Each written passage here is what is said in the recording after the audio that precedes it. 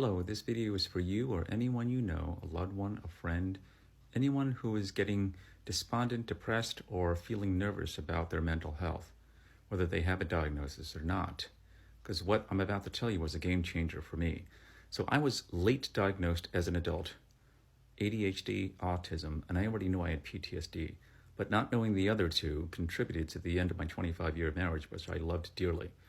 And I became very depressed and despondent about that because even though I wanted to move forward, I saw my mental health constantly giving me thoughts, emotions, and behaviors and impulses that would serve to destroy intimate relationships, being impulsive, being overly emotional, being in this self-righteous blaming anger all the time, and generally, feeling sometimes not safe.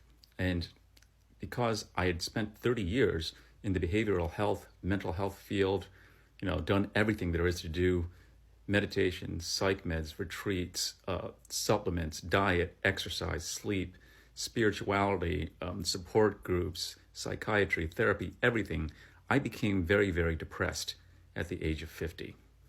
And it got to the point where it wasn't just that I was making mistakes, I felt I was the mistake, which is a very dangerous thought to have. And so at the height of this strong sense of feeling like a loser, I shouted out to God practically, why did you make somebody like me? I just don't see what the use was. And then I realized the reason you're feeling depressed is because you're seeing all of this, losing the marriage, your mental health, as a problem. So why don't you look at it from the point of view of that deep inner meditative peace that you bring up in your meditations, which is the same thing as saying, why don't you see yourself the way God sees you? And so I went into meditation, brought up this inner peace, and made a prayer. Within seconds, a voice spoke to me. This is the way it happened. It wasn't a thought that I was having. It was like a disembodied voice that I practically had to turn around to see if there was anybody in the room. And all it said was, sins of the father. And I looked around wondering who said that and what does that mean? And then I remembered the line from the Bible because I was raised Christian. Sins of the father will be visited upon their children. And then immediately I remembered things that I studied about intergenerational trauma. That week I talked to a psychiatrist and asked him, is intergenerational trauma real? Yes, it is already a proven biological fact, he said, and there's been studies on it, and it's already been proven in lab mice and in human beings. And I asked him, so if a person doesn't resolve the trauma that they've had, and then they have children, what intergenerational trauma says is it'll get passed to their children. Is that correct? And he said, yes. People like that, especially when they have the trauma as a child before they're a reproductive age, they're more at risk now for having a child that has mental health diagnoses that have strong emotional dysregulation and impulse behavioral control as a feature, such as ADHD, autism, bipolar, schizophrenia, PTSD, things like that. And so all of those diagnoses to me are just other words for generational trauma. And so what I understand is we are the carriers of generational trauma in our lineage. And that is not a mistake. It's just the way human biology is. And so our ancestors, in order to survive the situation that they were in, like my mother was raised as a child in the Philippines in World War II and saw family members die in front of her. Maybe your lineage went through an abusive relationship or depression-era mentality or went through child abuse. They had to push all of that trauma down. And it's been shown biologically that when a human being goes through trauma, it affects you on a cellular level, All your cells start to jitter and shake a little bit like they're in a trauma. If that isn't resolved, because no one shows you, especially as a child, how to resolve it, that then gets passed into your genetic material when you're of reproductive age, and then you pass it into your offspring. And now they have double the amount of these kinds of energies in them. And then possibly, if that child is resilient, they pass their unresolved trauma and yours into their offspring, that original person's grandchild. This is why when I work with so many people with addiction and behavioral issues, I work with their parents. And they say, I'm anxious, I have a lot of emotions too, but I'm able to work. I'm able to be resilient. I don't understand why my son or daughter It's just failure to launch. They're too emotional. They're addicted all the time. They're living in my basement.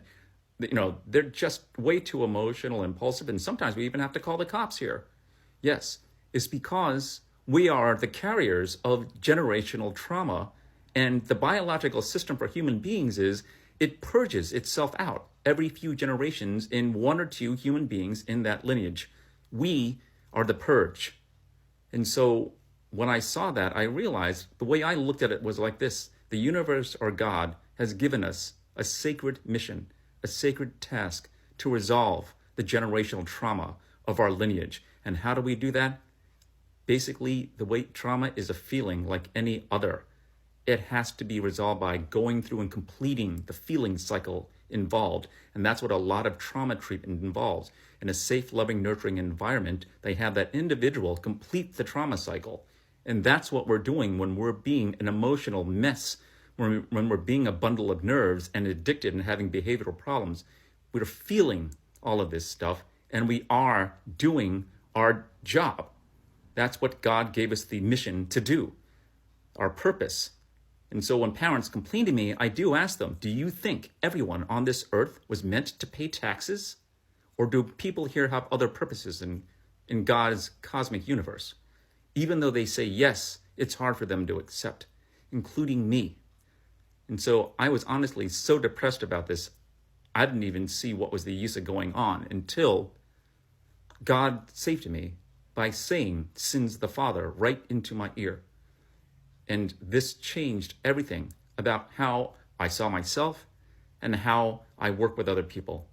Because when issues of emotionality and behavioral issues seem unsolvable, despite their best efforts of psychiatry, therapy, behavioral modification, diet, sleep, exercise, retreats, meditations, yoga, everything, all of these things that I did, nature, hiking, every time I say things like this, somebody always says, there's one more thing you missed, and they add that to the list. I've done like 60 to 70 things in 30 years, and I'm still like this.